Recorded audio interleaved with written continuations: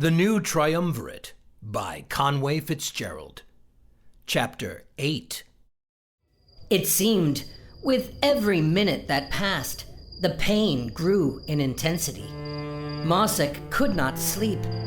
His big toe had been cut that morning as he stepped on a shard of broken glass, left on their kitchen floor. It throbbed and kept him awake, sleeping through the pain. Despite all the permeal blossom tea he and Sherman had consumed, was proving impossible. They were both very nervous. Come first thing tomorrow morning, the boys were going to see Judge Balkus for their first preliminary hearing. They would learn of all of the charges the Court of Vosse had prepared to levy against me. The boys had rehearsed their defense for many days. Masek felt good about the case, but the pain in his foot unnerved him so much he cried. Sherman had fallen asleep and snored loudly as usual. Why, oh why, dear gods? Can I have to have this accident now? I don't think I can stand tomorrow, he said in a whisper to himself. His thoughts then returned to the joy he felt earlier, as Sherman was able to create a magic light. The voice he heard, telling him to believe it could be so. He remembered my answer to his question, whether I still have occasion to speak with the Great Seer, and how that could ever be so. All you have to do is ask, I told him. He remembered this as he sat up in his bed, wiping away his tears of anguish. He coughed aloud, attempting to keep his tears hidden from the strange elf now stationed quietly in their office. Masek's toe had become infected. In their rush yesterday to the South Tower, he barely cleaned it and had walked upon it, quite foolishly, all day. It was now swollen and red.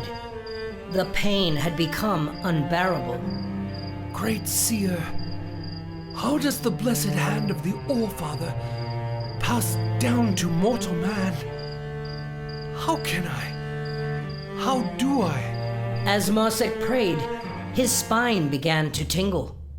He then opened his mind fully and beheld the wisdom of the ancients. In his mind, he saw a large, snow-covered mountain. It glowed under the moon's light of the dark gray sky above. The great mountaintop was extremely cold, uninhabitable by mankind. What Masek now witnessed could not be seen by mortal men. Where he was shown, not even the most powerful eagles could reach in flight. Snow collected quickly upon the lone mountain peak. It cascaded down from the endless gray sky. Masek then felt the strange sensation of gliding down the snowy mountainside. He flew down the steep slope, riding upon the snow most effortlessly, as if an eagle swooping down through the air with ease. But then, as his altitude lessened, he slowed, for the snow had melted. It had become a rushing river that continued down the mountainside with equal purpose. Masek floated upon the rushing water like a weightless seedling that had fallen from a high-arcing tree above.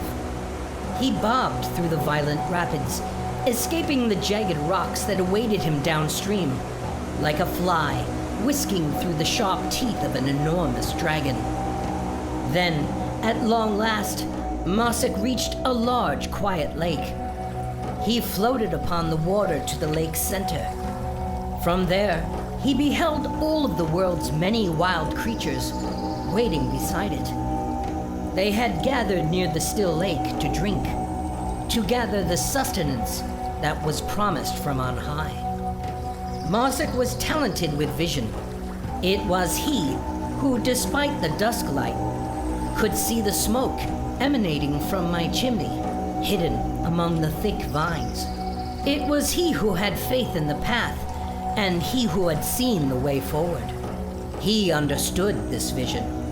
The power of the gods passes down naturally, like water rushing from an unseen snowy mountaintop. We mere mortals only see and consume the still waters awaiting us by the lakeshore. Masek then placed his hand on his throbbing wounded toe. He prayed to the All-Father. Great One, All-Father of the Ancients, God of my people, hear me. I must bring quiet to this wound. I must return it to its natural state, he said, quite inspired. Masek's spine tingled greatly as warmth and comfort returned to his left foot.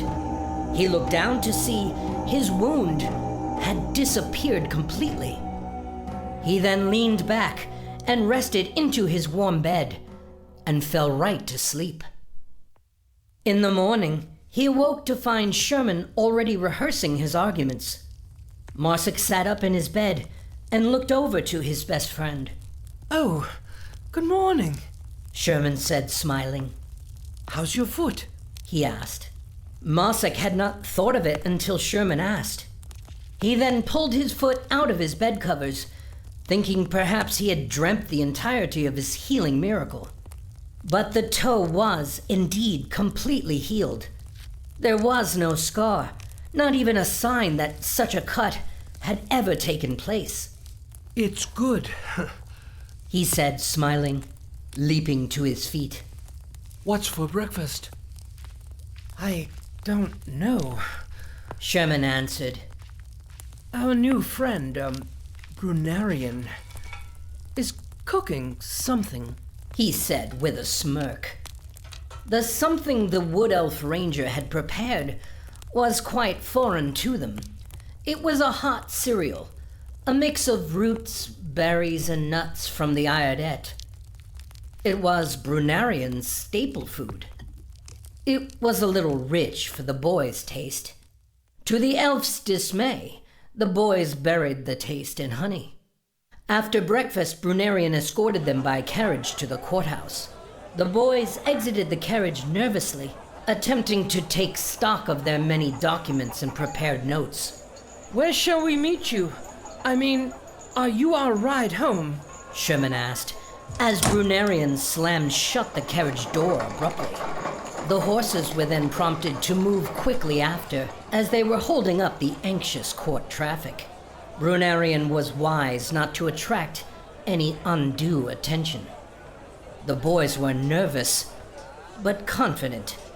In the last 12 hours, they had both discovered that not only did magic and the power of the gods truly exist, but they themselves could still pursue these ancient virtues. I spoke the truth. The powers of the ancients were now within their grasp. But the matter at hand, this trial they faced today, was out of the gods' control. No prayer or magic spell could affect the outcome. This trial was about the rule of mankind over the known world. This was their court, not the All-Father's. Let's go with these pages for opening statements. I think it's the most concise, Sherman said. Masek agreed. You read it, he suggested to his friend supportively. It was then Judge Balkus arrived. All rise! The Honorable Judge Balkus presides this court. Speak only when directed to, or be removed. The sergeant-at-arms commanded. The packed court rose to its feet as the tall, hefty Ehud Balkus approached his high oaken bench. He sat as his orderlies frittered over him with various documents. He then nodded and then waved them all away. Balkus gazed over to the prosecutor's desk. The two prosecuting attorneys nodded respectfully to the judge. Balkus then turned his steely gaze to Sherman and Marcek. He reached for his gavel. After striking it twice, he commenced. This arraignment brought before me is for a partial human. Let the record show. Non-humans are not permitted within Vosse by law.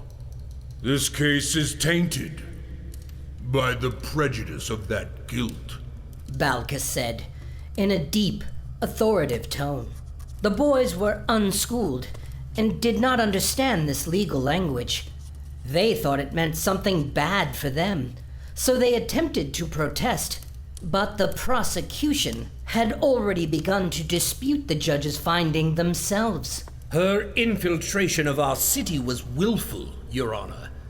Entry of unlawfully raced persons may be tried for a citizen's crimes if they have entered the city consensually, the prosecutor argued.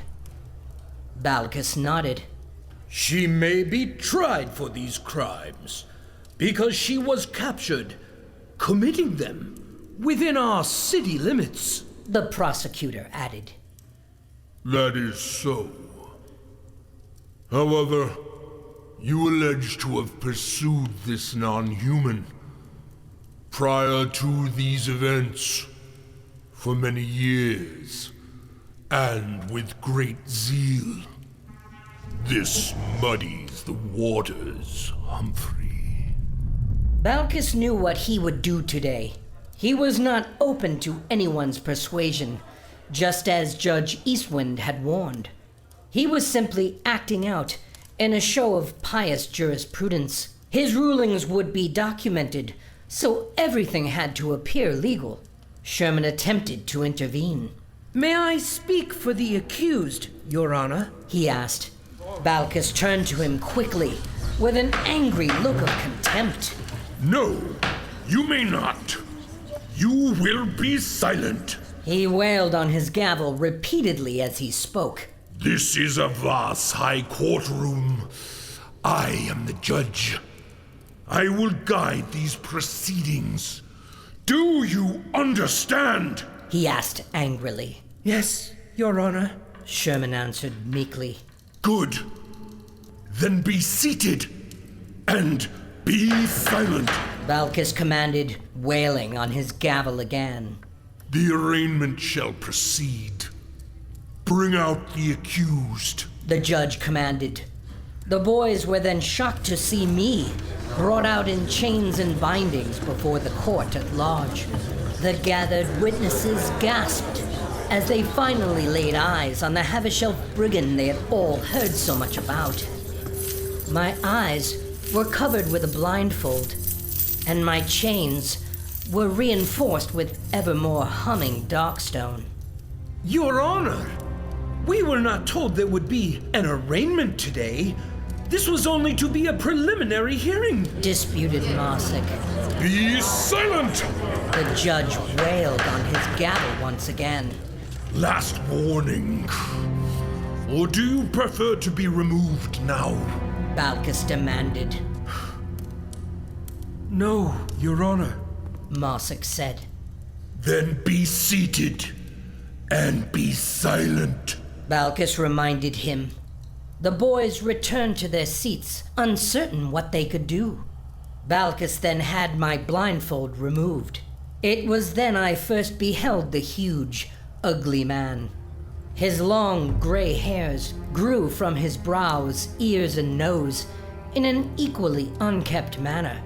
His teeth jutted subtly through his lips as he spoke. Are you J.R.R. Aermine, also known as the Red Witch, the Promised One, and the Restorer? Balcus asked me coldly. His dark, sunken eyes peered deeply into mine. I am, I answered, after acknowledging my identity, something the boys expected to spend days disputing in committee. He moved swiftly into the declaration of charges.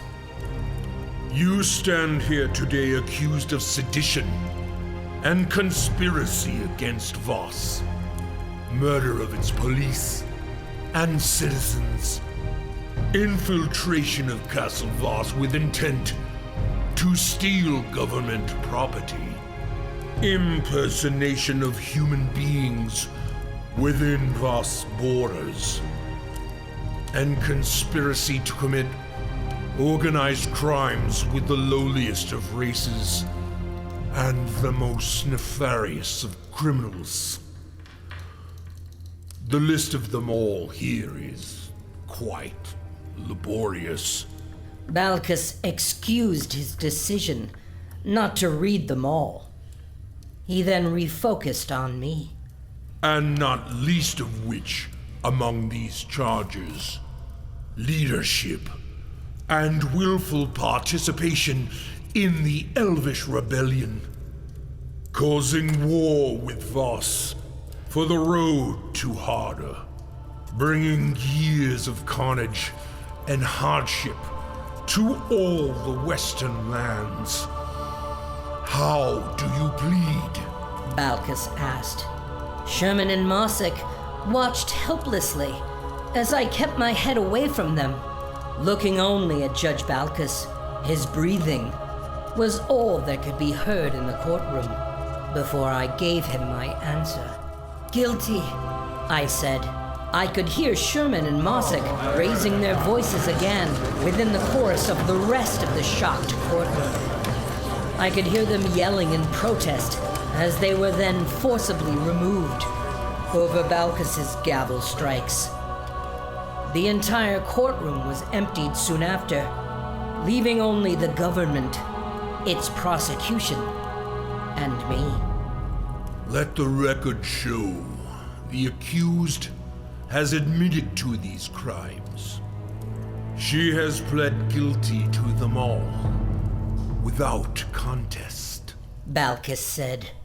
Once again, in a show of jurisprudence, he said, I would offer defense counsel a moment to appeal, but they have been removed for failure to observe courtroom protocol.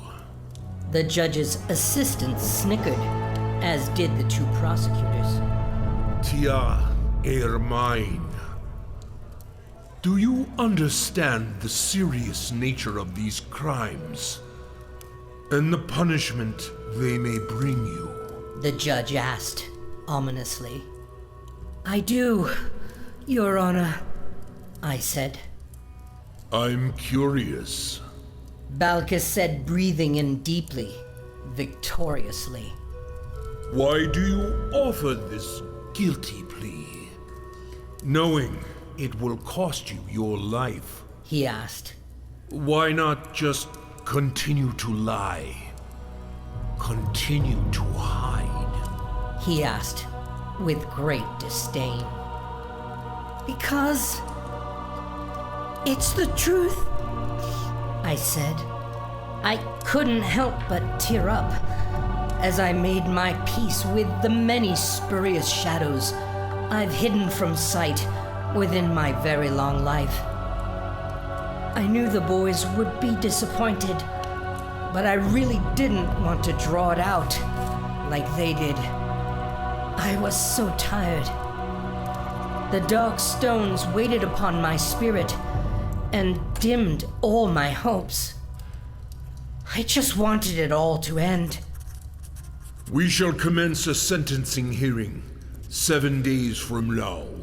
What says the calendar? He asked his desk clerk. 8 days hence. Judge Balcus ordered with his gavel. I was then taken back blindfolded to the South Tower to enjoy my last week of existence alone with my keepers.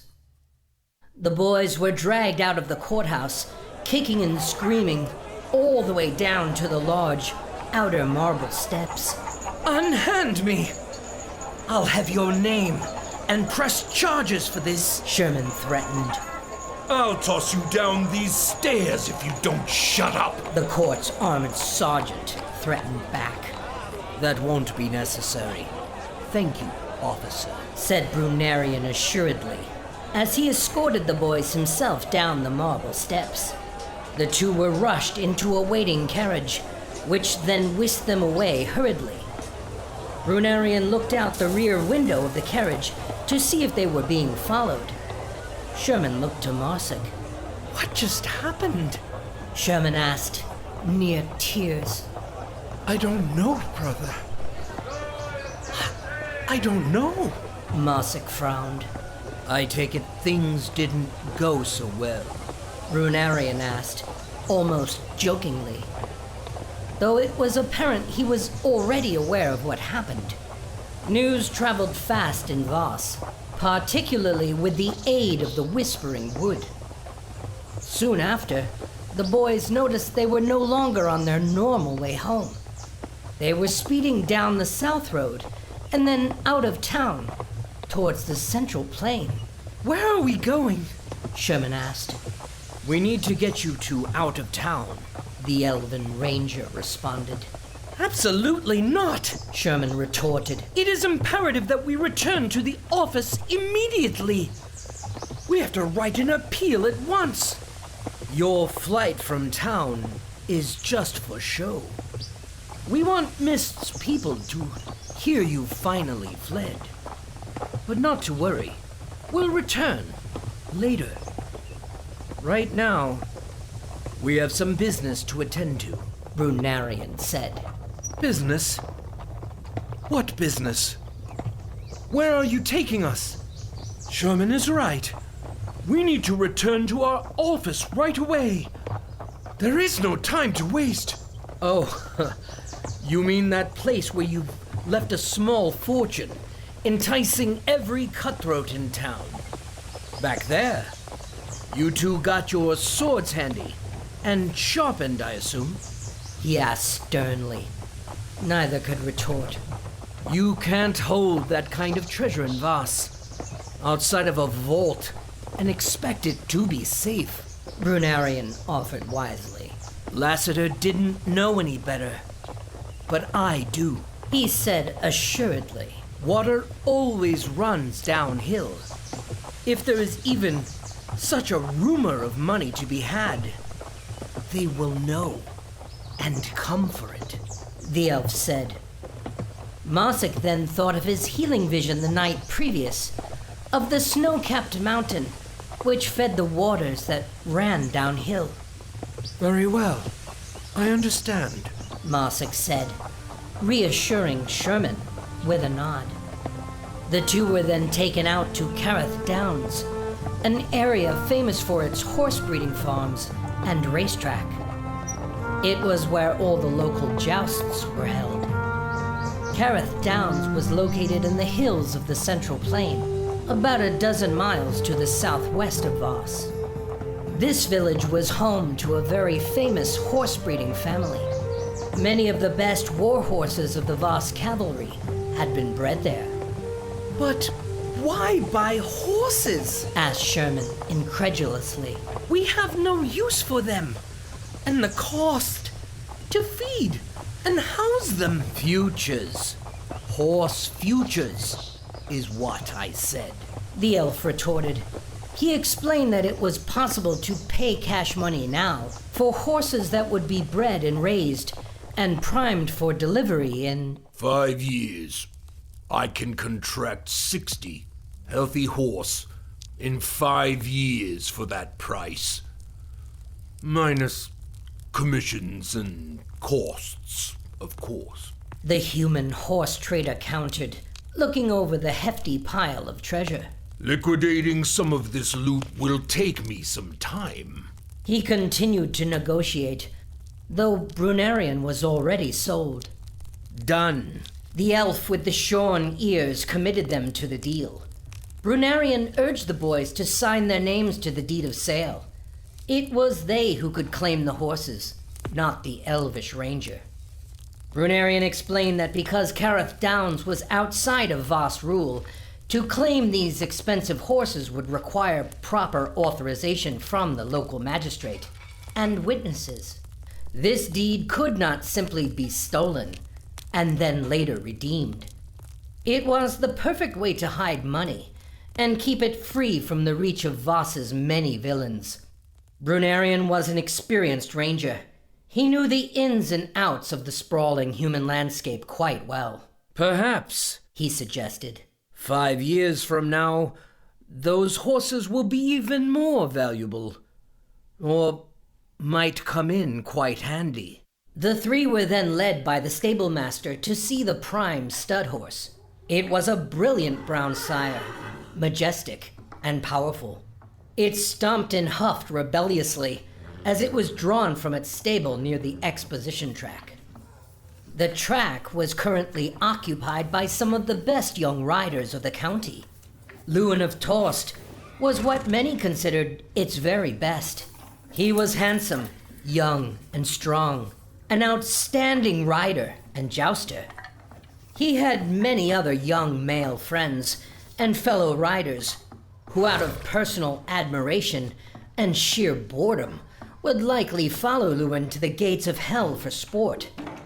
He also had many female admirers, and his record of victory at the fairgrounds had gained him considerable notoriety.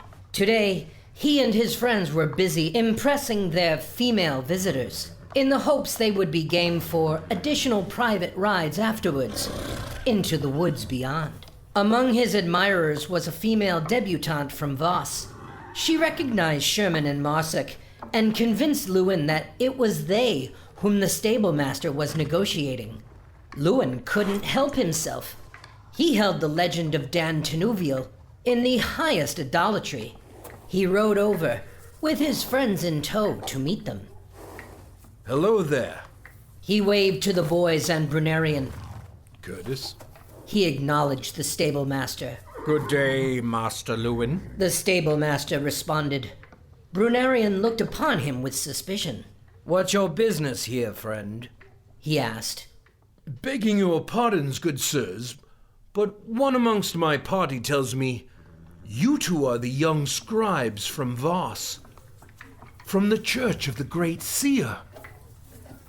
You wrote the chronicles of the giant killers. He smiled with anticipation. I've read your work, he said. Despite what he had told them, Sloan's men had indeed decrypted the boy's notes. One of the least scrupulous among them translated it and printed it as a gazette for profit. The gazette was sold throughout the countryside to anyone who could read. The young rider pulled a copy of the one-page gazette from beneath his gauntlet. He opened the folded page, showing them what he knew of their story. You couldn't have read our work, Masek said. The young riders all looked disappointed momentarily. There is much more to it than that. What you read there is mostly gossip. Our story has yet to be written.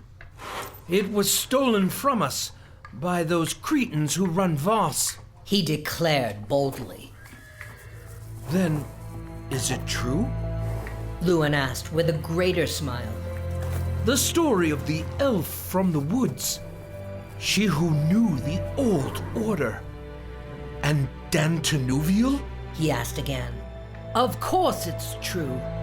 We've offered all the facts of our story as evidence into the legal court, Sherman said proudly.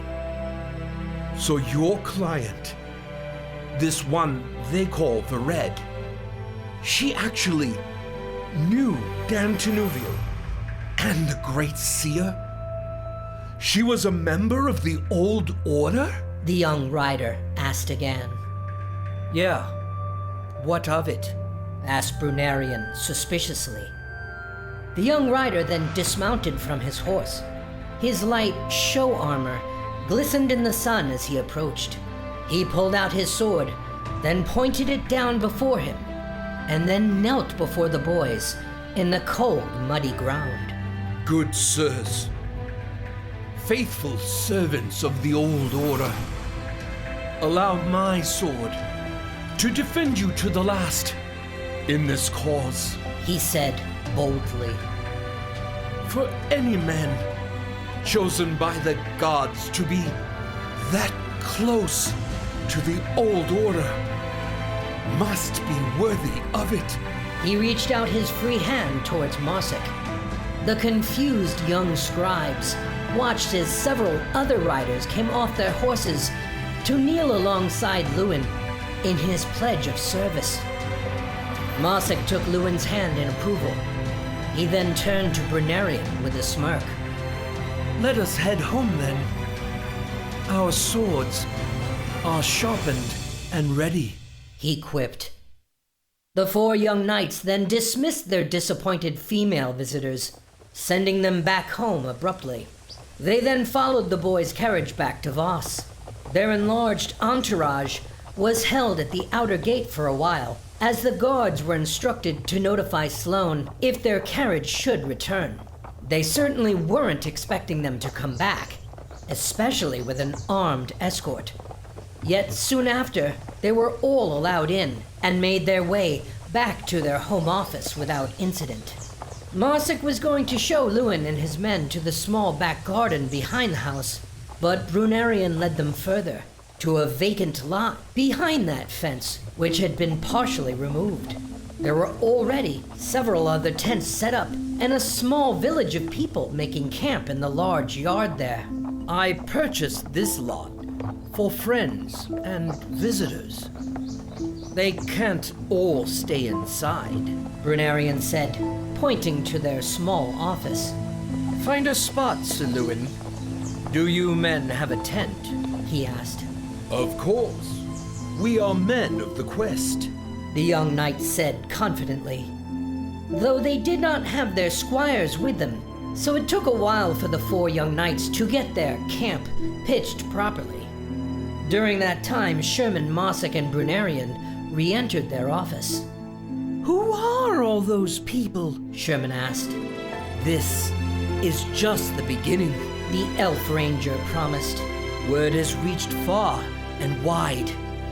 Aermine has many friends. Like those young horsemen, they all wish to aid in her defense, he said. How goes the defense? A voice emerged from the shadows of the office. It was the same strange, plain-faced human man who brought them all that money to begin with. We've heard things have taken an unexpected turn, he said as he floated closer to the boys. Unexpected indeed. It was supposed to have been a preliminary hearing, but Balkus changed it into an arraignment. He charged Aermine with high crimes, and she pled guilty, Sherman said, near tears. A high judge of Vosse can conduct his proceedings however he sees fit. There is nothing stopping him from starting with sentencing, the pasty man said. Well, now we have a week to figure out how to dismiss her guilty plea, and for us to change her mind, Masek said. Brunerian turned to the pasty man and spoke to him in Elvish. Pikintu panto kelak, simanakan selamawa siwe. Her will fails her. The time has come. We must take action, Brunerian said. Action may not be the best choice now. Sometimes the threat of action can be much more persuasive, the pasty man said. The 2 are here. The Sovereign has committed them towards her defense, or her retribution. What are you 2 talking about? We'd prefer it if you didn't use a foreign tongue in our presence, Masek demanded. My apologies, Mr. Dabbit, Brunerian said in the native common tongue. This is Lassiter. He is an old friend of Miss Aermine. He brings us some very good news. It was news that Brunerian wanted to disseminate as soon as possible, and he knew just who to tell. Brunerian left the boys with Lassiter, and soon after, the boys met Khajiits for the first time. The elvish ranger exited the front door of the office and then lit his pipe. He sat on the stairs of the front porch, certain his mark would eventually take the bait. After he finished his first fill of garlic root, he filled his pipe again. That is when he noticed Sloane's eyes peering over the fence of the courtyard. Brunarian approached him slowly from the interior of the fence. I don't believe you have right to stay here. In my city, Brunarian, said Sloan. I think you and this band of misfits you've gathered had better leave at once. Sloan suggested coldly. Your men didn't find what they were looking for, I take it, Brunarian said. Sloan was keen to his meaning. These people, they are here to support the young lads, not because of me. It seems they've garnered many admirers throughout the countryside. Many more on the way, I hear, Brunarian taunted. Well, they'll all be removed. All of you. Haven't you heard? The Red has pled guilty to her crimes. You're all just wasting your time. It's over. Sloan taunted back.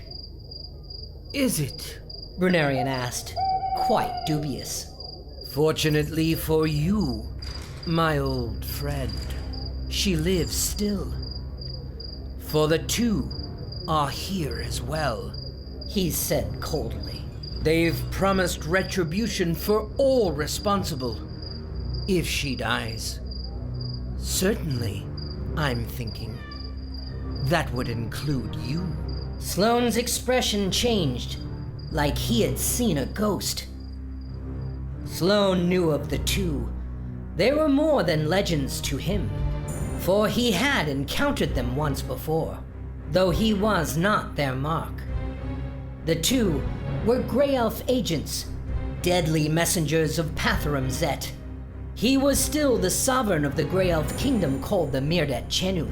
It was a massive, ancient, fortified city of Grey Elves, built high into the mountains, thousands of miles to the east. Sloan knew the two as an unstoppable pair of assassins, trained into the mold of the cloak, Theb Karu.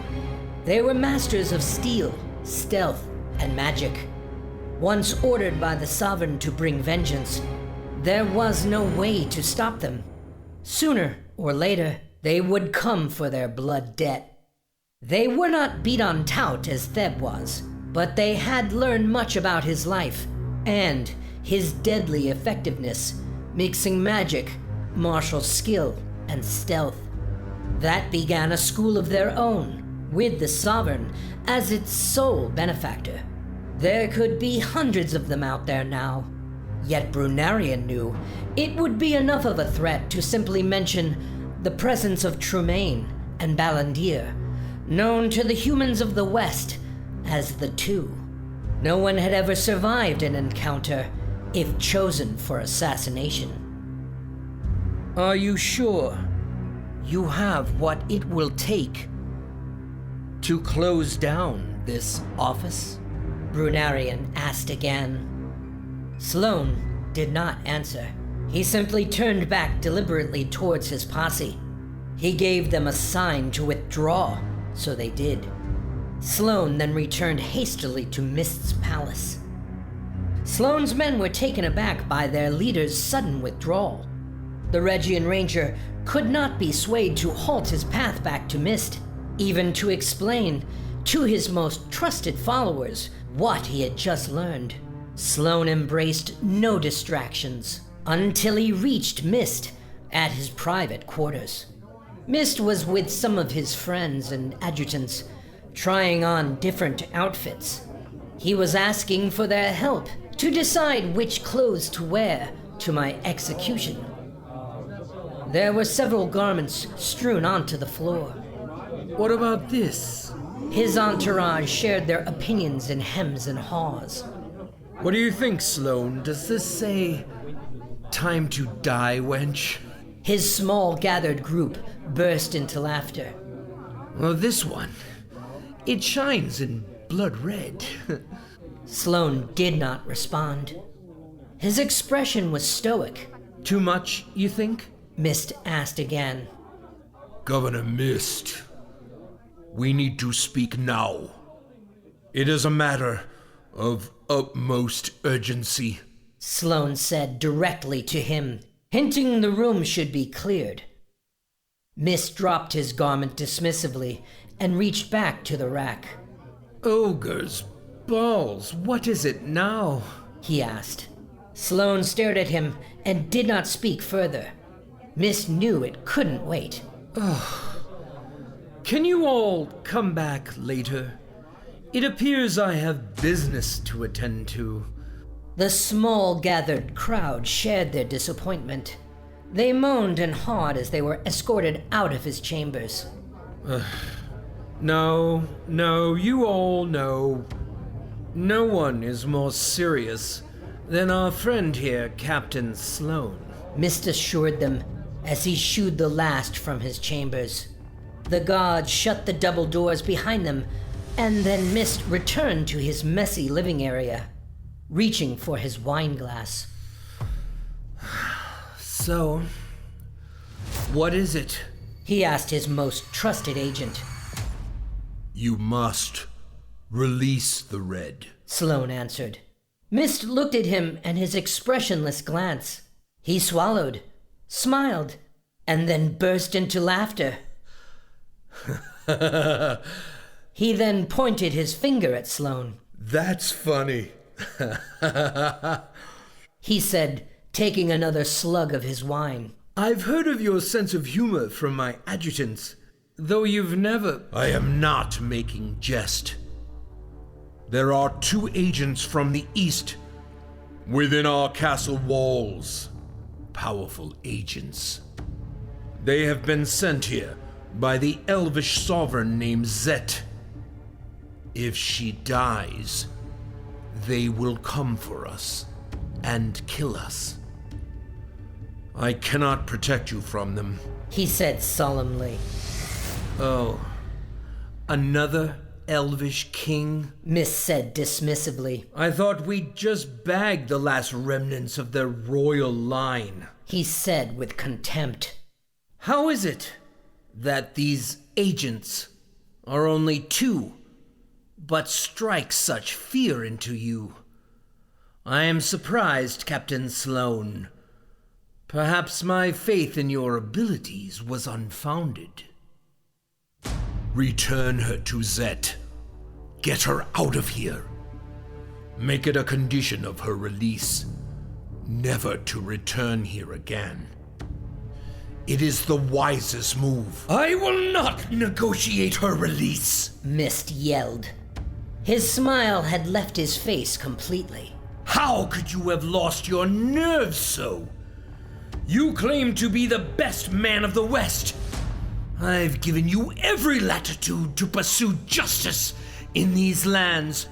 Hire as many cohorts as you require. This is not about politics.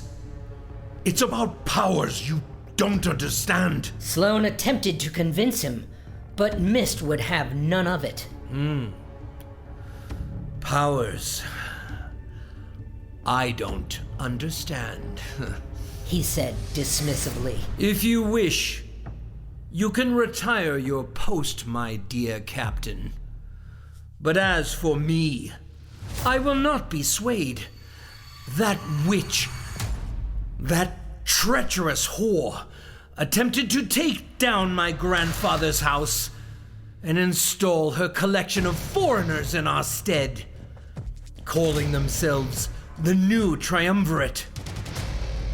Were it not for some intervention from the stars, she may well have succeeded. Then that conniving bitch escaped and hid herself from my grandfather. My father's whole life was spent trying to fulfill his wish, to find and kill her for what she had done to us. Now, 100 years have passed since the Starfall, and you tell me you've discovered her hiding place just a few miles east of Bowl, along the road to Harda, right under our nose. You assure me you have a plan to lure her out of hiding. I trusted you. When it proved true, and your plan to capture her worked, I paid you and your men double what was promised. We can repay that money. I don't want money. I want her dead. We can ask Balkus for a legal extradition. I will ask nothing of Balkus. He has no power here. Mist screamed. No, I will not extradite her. I will not negotiate with the judges of Vosse, and I certainly will not succumb to any fear of the elves. If they aim to start another war, well then, let it begin now, for I will not wait another moment. Mist said angrily, heading back towards the doors of his chambers. Guards, take me to the South Tower. He alerted his men. Mist then turned back to Sloan and yelled, By my order, and my powers alone, we shall execute her immediately. Thanks so much for watching, everyone. If you haven't yet, please subscribe and ring the bell for notifications so you never miss an episode. Be sure to smash that like button and comment below. It helps a lot. If you'd like to help me get this book published, please consider becoming a Patreon supporter. And as always, be sure to share this story with all of your friends on your favorite social media.